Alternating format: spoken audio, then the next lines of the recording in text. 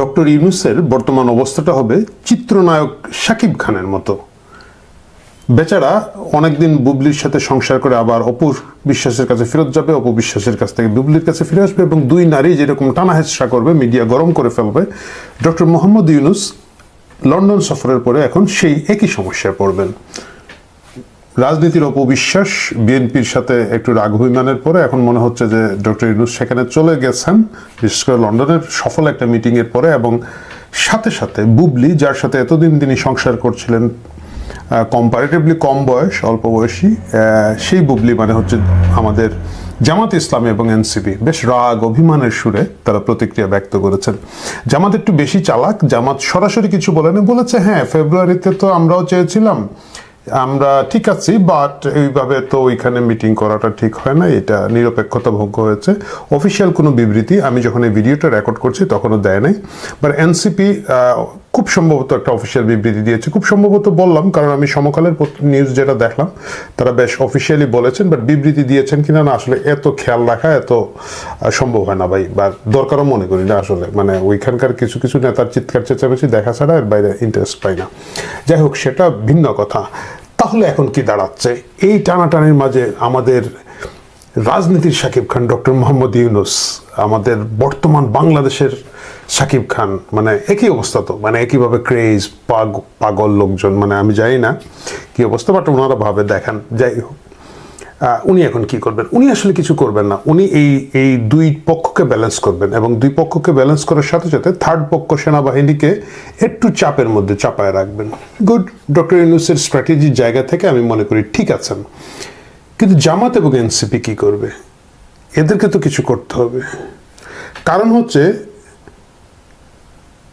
এই কিছুদিন ধরে যে ওরা একটা মজা পেয়ে গেছে, মানে রাষ্ট্রীয় স্বাদ, ক্ষমতা, যেটা আমরা সকলেই বলি যে ডক্টর ইউনূস এই ক্ষমতা পেয়ে গেছেন এবং উনি জীবনে কোনোদিন স্বেচ্ছায় কোথাও থেকে পদত্যাগ করেন নাই। সেটা ডক্টর ইউনূসের বেলা যেরকম সত্য, একই সাথে কিন্তু আপনি দেখবেন ডক্টর ইউনূসের কিন্তু বিশাল কোনো লোকজন নাই। লামিয়া মোর্শেদ সহ গ্রামীণ ব্যাংকের কিছু লোকজনকে এনে উনি বিভিন্ন উপদেষ্টা বানিয়েছেন। স্বাস্থ্য উপদেষ্টা একজনকে বানিয়েছেন, নূরজাহান বেগম তার নিজের স্বাস্থ্যের খেয়ালি ব্যাকে রাখে, এবং আশিক চৌধুরী সহ গ্রামীণের অনেক স্টাফকে তিনি ফেরত এনে কিছু কিছু জায়গায় বসিয়েছেন। বাট গ্রামীণের তো আসলে আনলিমিটেড স্টাফ নাই। বাকি সব জায়গায় জামাত এবং বিএনপি তাদের লোকজন বসিয়েছে। এনসিপিরও কোনো লোকজন নাই।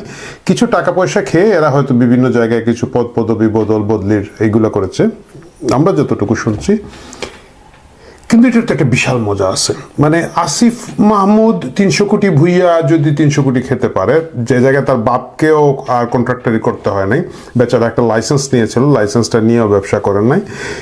এবং আরেক যে আমাদের এই এনসিপির প্রধান আছেন নাহিদ খান, আগের উপদেষ্টা ছিলেন নাহিদ ইসলাম, সরি খান নয়, পাকিস্তানের সাথে মিশে বলে খান বলে ফেলি, মাফ করবেন, নাহিদ ইসলাম।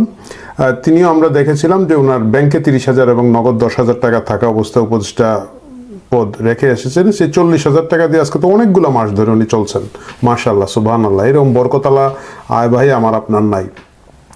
তো এই যে যারা এই হালকার মধ্যে আছেন, এবং আরেকজন হচ্ছেন কি ভূমিহীনদের বন্ধু হয়েছেন, আমাদের বিখ্যাত শেরে মংলা বন্দর বন্ধু মাংস মাসুদ, উনি দেখলাম ভূমিহীনদের কি একটা ভূমিহীন বন্ধু নিজে একটা পদবি নিয়েছে।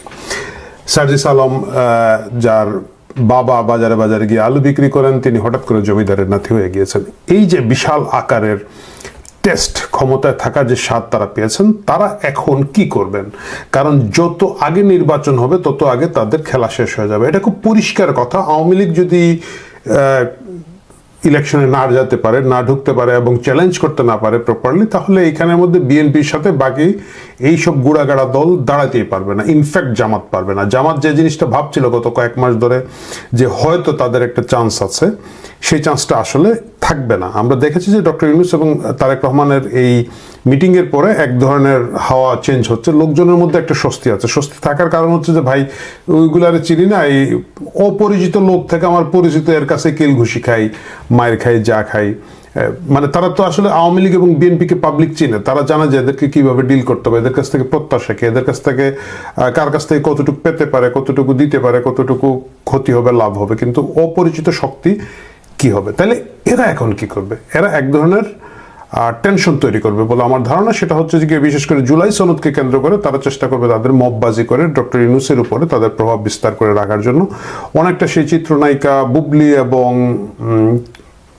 অপু বিশ্বাস যেরকম ইমোশনাল ছবি দিয়ে, বাচ্চাদের ছবি দিয়ে শাকিব খানকে টানাটানি করেন, এই অবস্থার মধ্যে দিয়ে এরাও যাবেন বলে আমার একটা ধারণা। এতে গিয়ে আমরা যদি আশা করে থাকি যে আগামী কয়েক মাসে একটু মববাজি কমবে, স্ট্রিটের মাস্তানি কমবে, দখলবাজি কমবে, আমি আসলে ঠিক সেই পরিমাণ আশাবাদী হতে পারছি না। আমার কাছে মনে হচ্ছে এরা রাজপথে শক্তি দেখানোর চেষ্টা করবে। যতক্ষণ না তারেক রহমান এই দেশে ফিরবেন, বিএনপি আসলে ফুল স্ট্রেংথে ফাংশন করতে পারবে না। এবং এই সুযোগে এরা চেষ্টা করবে অনেক বেশি অশান্তি অস্থিরতা তৈরি করে ডক্টর মোহাম্মদ ইউনূসকে তাদের উপরে অনেকখানি ডিপেন্ডেন্ট করে রাখতে। কারণ আপনারা জানেন যে তার ডাইরেক্ট যে মব বাহিনীটা, ডক্টর ইউনূসের যে মাস্তান গ্রুপটা, এটা আসলে এই জামাত এনসিপি কেন্দ্রিক গ্রুপ, এবং এদেরকে দিয়ে তিনি বিভিন্ন জায়গায় তার প্রতিশোধ স্পৃহা, তার 32 ভেঙে ফেলার চেষ্টা, তার অন্যান্য জায়গায় এরে তারে মারা ধরার একটা চেষ্টা, এটা আসলে ডক্টর ইউনূসরা এইভাবেই করে থাকেন।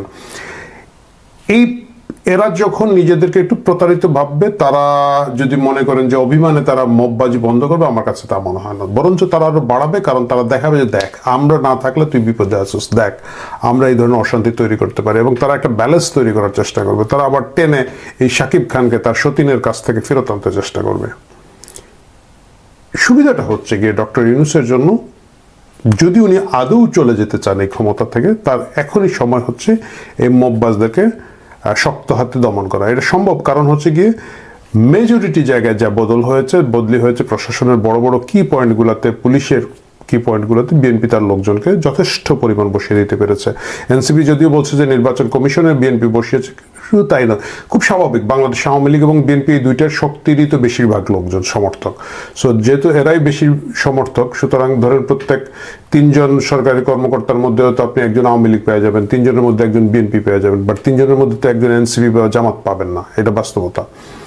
তো যার কারণে তারা খুব ভালোভাবে এখানে দিয়েছে। এখন ডক্টর মোহাম্মদ ইউনূসকে যদি মোটামুটি শান্তিতে তার বাকি দিনগুলো কাটাতে হয়, যদি উনি চলে যেতে চান ফেব্রুয়ারিতে, তাহলে তাকে বিএনপির উপরে নির্ভর করতে হবে অনেক বেশি, এবং বিএনপিকে সিগন্যাল দিতে হবে যে বিএনপির মাধ্যমে তার প্রশাসন নিয়ন্ত্রণ করে যাতে এই মববাজি, মাস্তানবাজিটা বন্ধ করে। এবং বিএনপিরও উচিত হবে এটাতে ডক্টর ইউনূসের সাথে তাল মিলিয়ে চলা, কারণ বিএনপির ইমেজের অবস্থা আসলেও খারাপ। আগস্টের পর থেকে আমরা জানি যে তাদের নামে পড়ে গেছে টেম্পু স্ট্যান্ড বাজ বা টেম্পু স্ট্যান্ডের দখলকারী। এই নামটা কিন্তু খুব দ্রুত সারা বাজারে ছড়িয়ে দিয়েছে, কারণ জামাতের একটা বিরাট বট বাহিনী আছে, জামাতের একটা প্রচারণা সেল চমৎকার, ওয়ান্ডারফুলি ম্যানেজ, তারা এটা করে দিয়েছে। এবং আপনি যে কাউরে জিজ্ঞেস করেন, মানে এখন বিএনপির নামের সাথে একটা টেম্পু স্ট্যান্ড দখল হয়ে গেছে, আপনি যদি বলেন কোন টেম্পু স্ট্যান্ড, বলতে পারবে না, কিন্তু লোকজন জানে যে বাংলাদেশের সব টেম্পু স্ট্যান্ড বিএনপি নিয়ে গেছে। এছাড়া বিএনপির নিজেদের যে আভ্যন্তরীণ কোন্দল শুরু হয়েছে, ক্ষমতায় যাইতে পারে এই সম্ভাবনা তৈরি হয়। আমরা জানি যে আমি কয়েক মাস আগে দেখেছিলাম, কোন মাসে আমার কাছে আমাদের লিখে রেখেছে, খুব সম্ভবত মার্চ পর্যন্ত বিএনপির 7 মাসে 43 জন লোক মারা গিয়েছেন। যদি হয়ে থাকে তাহলে আপনি দেখেন অলমোস্ট 1 সপ্তাহে তাদের বিএনপি নিজেদের কোন্দলে, এটা কিন্তু বাইরে কেউ মারে না, নিজেদের কোন্দলে প্রতি সপ্তাহে গড়ে 1 জন করে লোক মারা যাচ্ছেন। এই বিশৃঙ্খল অবস্থা। এই ভিডিওটা যখন করছি, এর আগের দিন স্বেচ্ছাসেবক দলের একজন বুড়া বেড়া 40+ একটা অপ্রাপ্তবয়স্ক কিশোরীকে বিয়ে করতে চেয়েছে, এবং সেই বিয়েটা যখন করতে পারে না, তার বাবাকে পিটিয়ে মেরে ফেলেছে। বিএনপির অবস্থা, বিএনপি সমর্থকদের অবস্থা এইভাবে তৃণমূলে মাস্তানি, সন্ত্রাসী তারা অনেক বেশি করছে। এইটার বিরুদ্ধে যদিও কেন্দ্র থেকে তারা বিএনপি চেষ্টা করছে একটা ইমেজ বিল্ড করতে, চেষ্টা করছে বহিষ্কার করতে, চেষ্টা করছে মারতে, কিন্তু এই এত ক্যাওটিক অবস্থা, তারা আসলে তারেক রহমান লন্ডনে থাকা অবস্থা বাংলাদেশে নিয়ন্ত্রণ করার মতো যোগ্য নেতা নাই।